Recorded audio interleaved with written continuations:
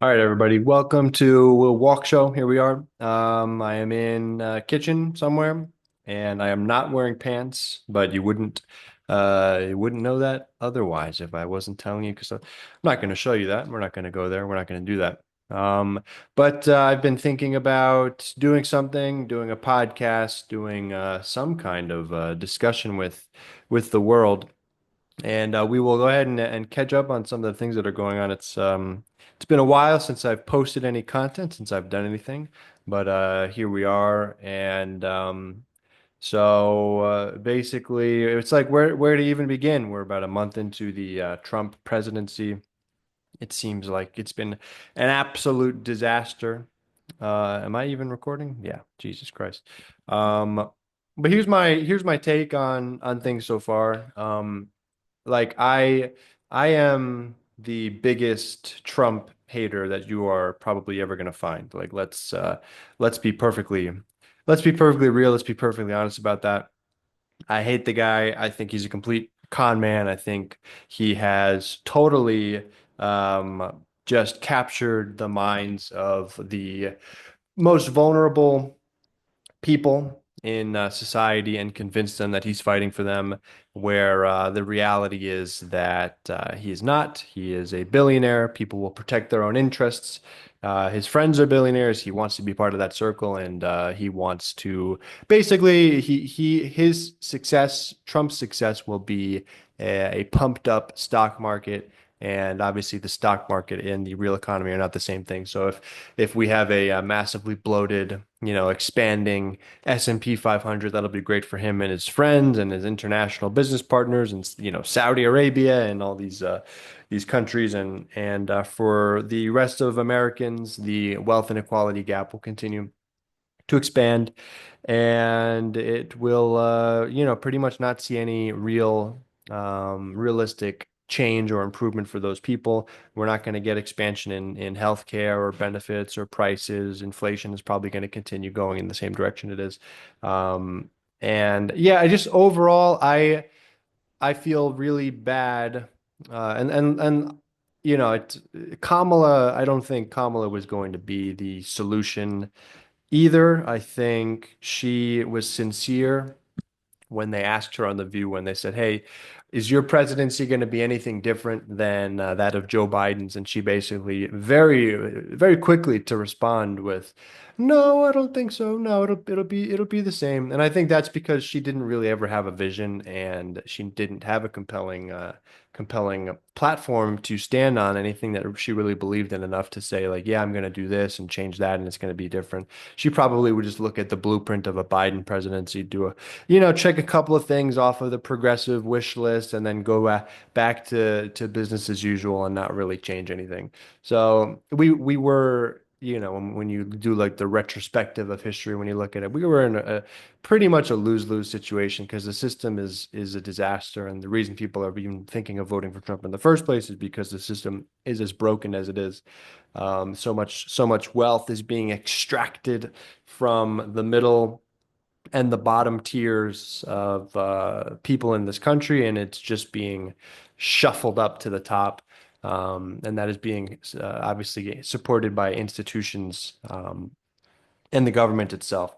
So Kamala wasn't going to fix that. Trump is the authoritarian um, response to that, the fascist groundswell bullhorn that he is and can generate. And so that is so he's the response to that, but he's definitely in my opinion he's not going to be the solution. Now I can be surprised, I mean they're doing something obviously new, they're doing something drastic, they're going in and chopping up the all these federal departments. Some of it, is there going to be fraud and waste in some of these places? Of course, they make jokes about how inefficient government is and can be, but at the same time, you have numerous programs that are the backbone of the country and that are supporting aid worldwide, that are fighting hunger, that are fighting infectious diseases, that are fighting AIDS in South Africa, HIV and things like that.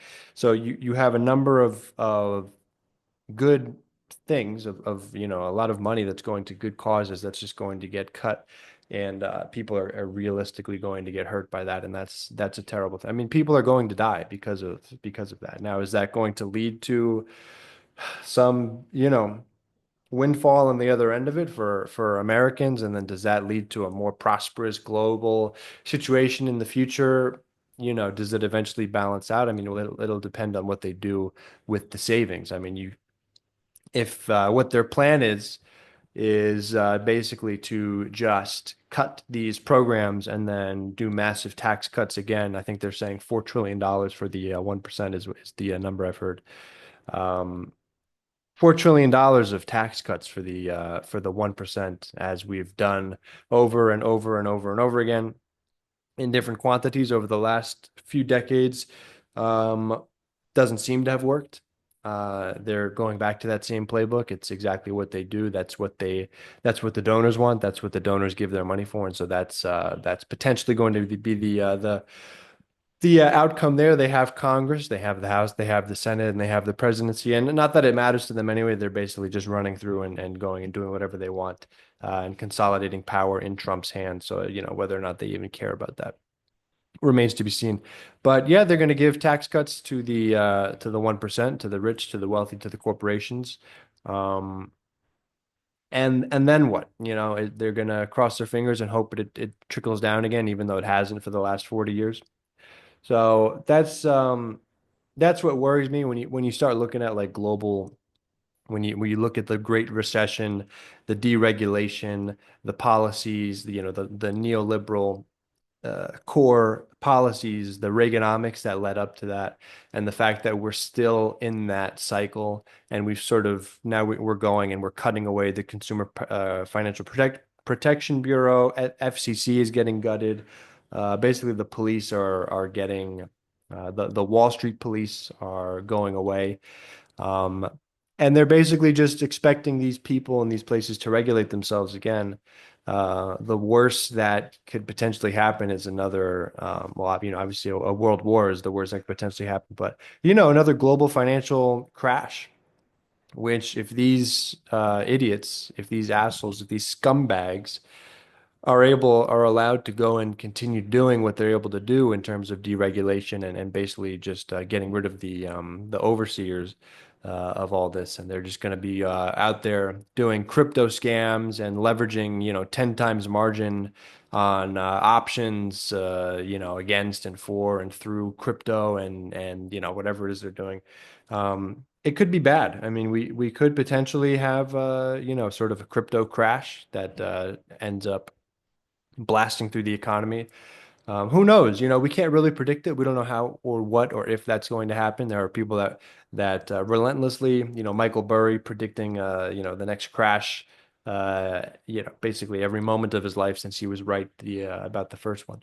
So I'm not going to be that guy. I'm not going to come out here and say that the next crash is imminent. But we're in an environment where that could potentially happen. There hasn't been one in a while. And we have a system where that's sort of the natural ebb and flow of things. So don't be surprised if that does end up happening. Um, and people are going to have to scramble, but we will wait and see. We'll see if their maniacal and their maddening policies are able to somehow steer things in the right direction. I don't think so. My prediction is that by the midterms, we're going to have inflation as out of control as it's been. All of our allies are going to be at our throats. We're going to have potential trade wars with God knows how many different countries, causing Lord knows how many different trickle down effects and economic struggles. The president of Argentina is getting wrapped up in a cryptocurrency scam, a meme coin scam, which comes on the heels of Trump and them doing it as well. It's just absolutely insane. These people are complete frauds and scum and scammers at the end of the day. And don't even get me started on Elon Musk and that whole situation. So yeah, it's pretty bleak, but my takeaway is that again, unlike the last Trump tour, which unfortunately this one is going to be potentially way worse, but when it was 2016 and we were dealing with this the first time, I I got myself too wrapped up in the news cycle, and I let it distract me from things that were important. Eventually, I kind of you sort of like meld into it and you forget about it. Um, which is tricky because you don't want to necessarily turn a blind eye when you have the president of the United States talking about, bulldozing, kicking out 1.8 million people from Palestine and bulldozing it and developing the Riviera of the Middle East where people's homes rightfully are. So it is, it's dark times, you try to find the light in it. And I just hope we are able to figure it out and come out on the other side of it somehow better.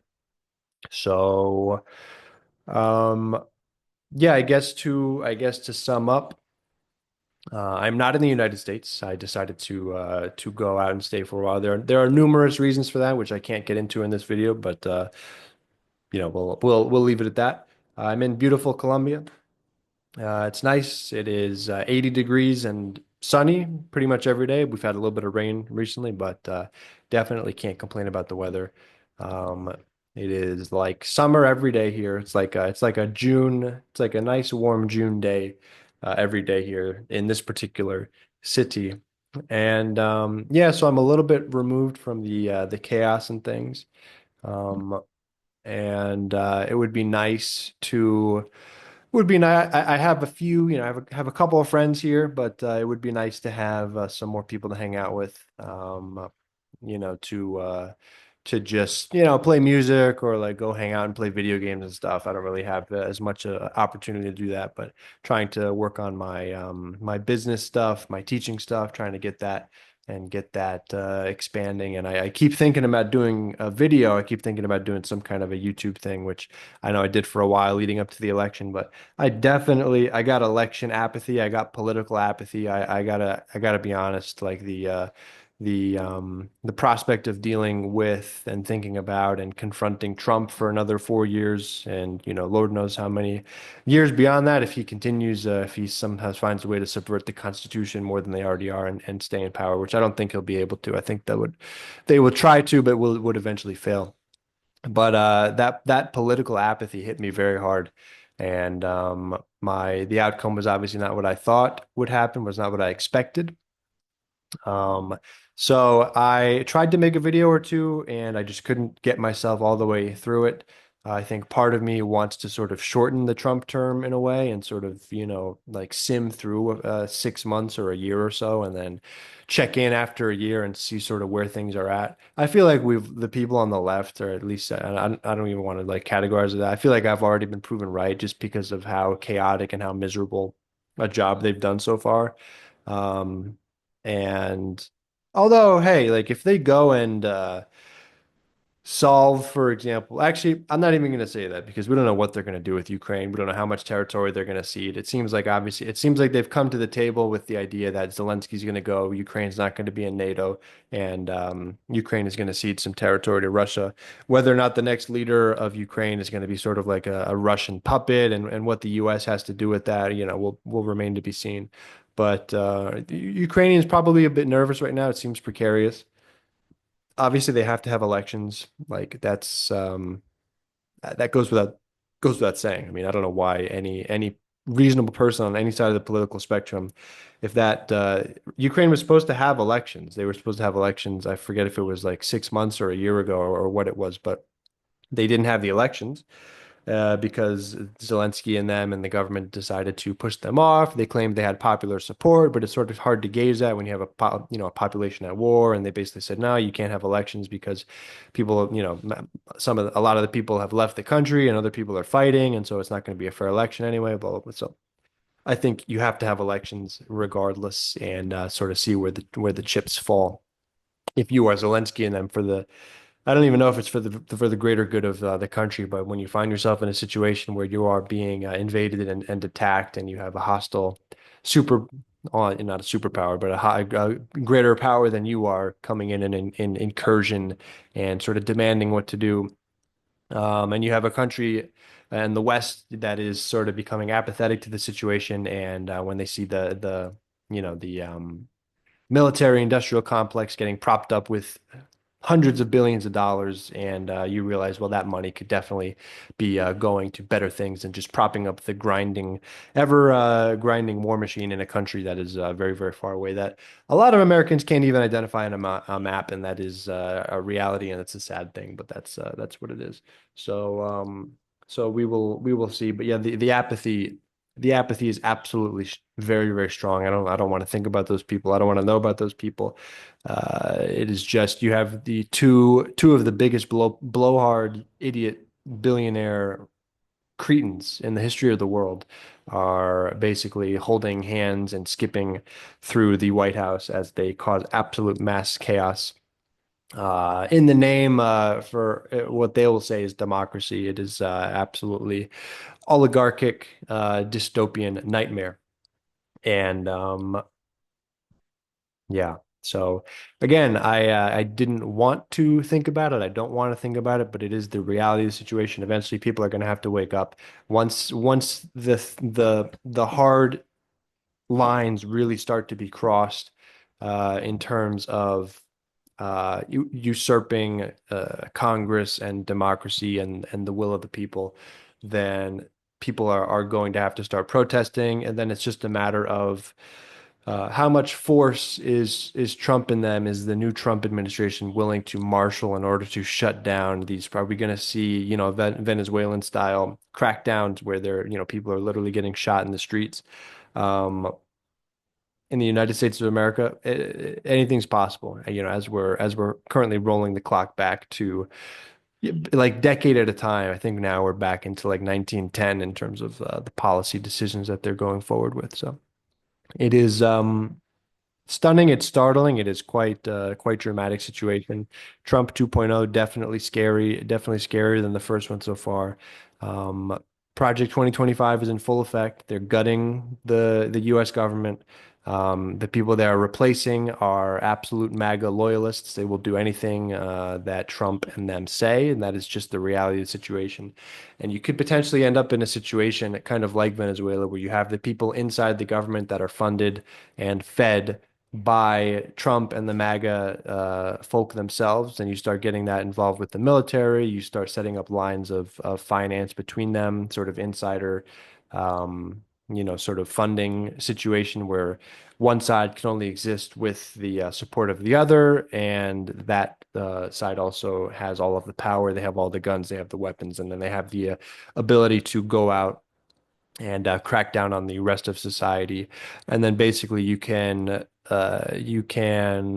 declare, state of emergency, you can declare martial law, and then if you are running the military branch of that, and then you don't have the opposition, or you can root out the opposition throughout that process, but then you eventually just complete the hostile takeover, and then you have control of the reins. You can basically shut down the electoral process. Who's going to stop you? Again, if you have the power, who's going to stop you? The courts are not going to, the courts in what army, basically, the people in what army. You have the U.S. Army basically completely controlled at that point through whatever financial means you are able to. And you have the MAGA loyalists, the MAGA supporters in the positions, top positions in leadership, in the position of, excuse me, of the generals, the officers, the captains, through and through. Then you create a situation where you have potential total control, and then who's going to be able to stop that if they continue the authoritarian and dystopian line of, well, we're doing it for democracy and we're doing it for the people, and this is what the people voted for, and it was an overwhelming election, et cetera, et cetera. You know, and those people on that side have no spine, and they will not stand up to it. They will not stop it.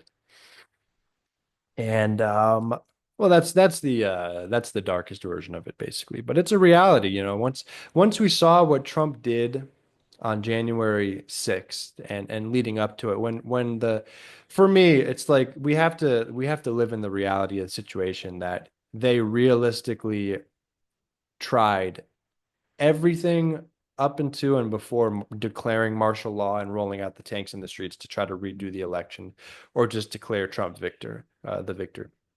Um, they did absolutely everything in their power to try to finagle and change and slow down and fuck with the election.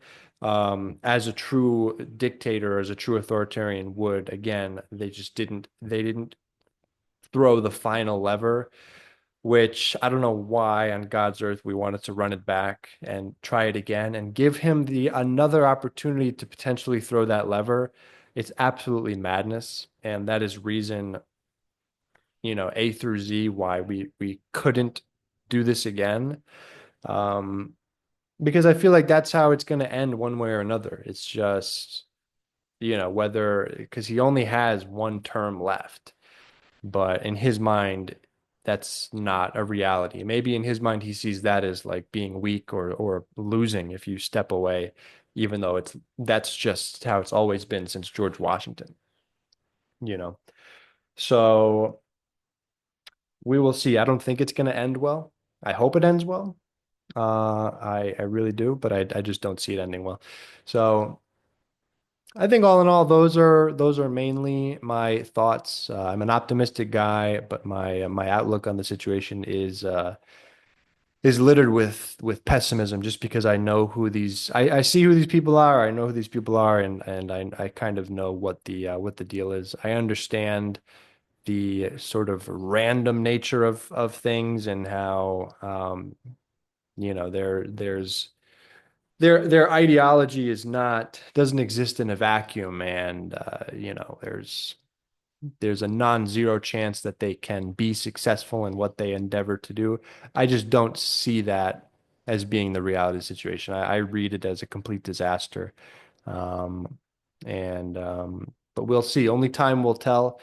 And I think I'm going to leave it at that. Let me know what you guys think. This will be a quick little episode just to sort of chit chat with you guys, and let me know in the comments. I hope to talk to you guys again soon. We'll see what else we can discuss in the future. Have a great day.